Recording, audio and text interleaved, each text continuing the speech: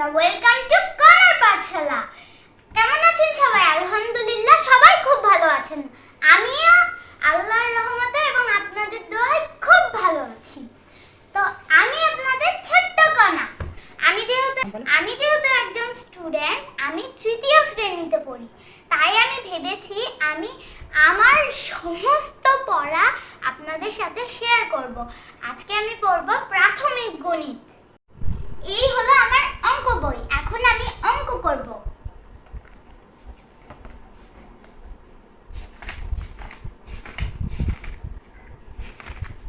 আমি এখন এই 21 আর 22 পৃষ্ঠার অঙ্কগুলো করে নেব, মানে এগুলো আর এগুলো। তো আগে খাতাটা বের করে নিই।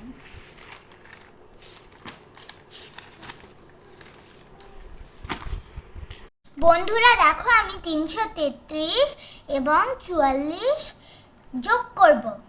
তো আমি এগুলো তুলে নিয়েছি। এবার আমি যোগটা শুরু করি।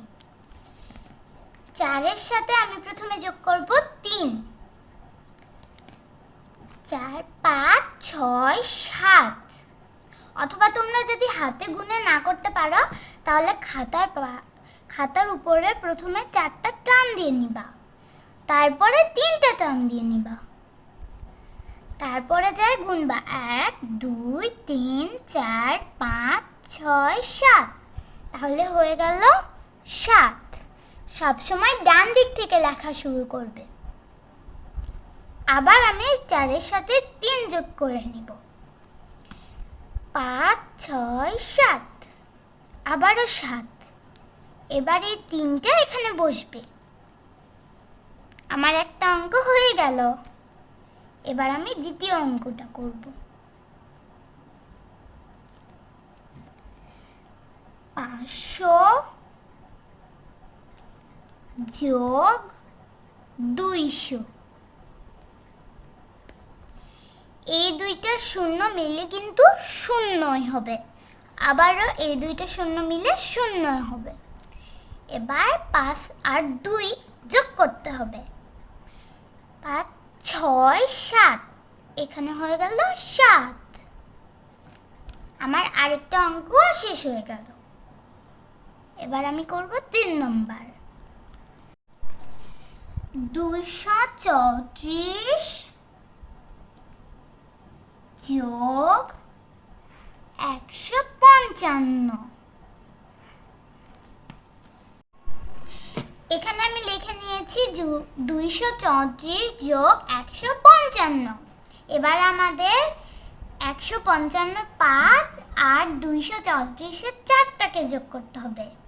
5 যোগ 4, 5 6 7 8 9, তাহলে হয়ে গেল 9।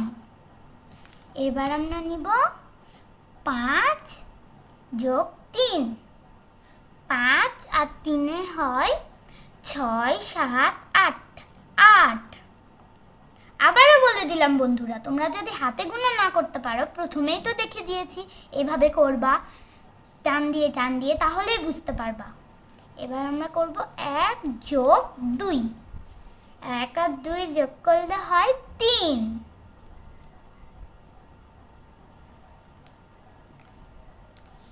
দেখো বন্ধুরা, এটা হচ্ছে 4 নম্বর। 4 নম্বরে আছে 53 যোগ 412। এখানে 2টা সংখ্যা আর এখানে 3টা সংখ্যা আছে বলে ভয় পেও না, এটাও কিন্তু খুব সহজ অঙ্ক। তো চলো আমরা করতে লাগি।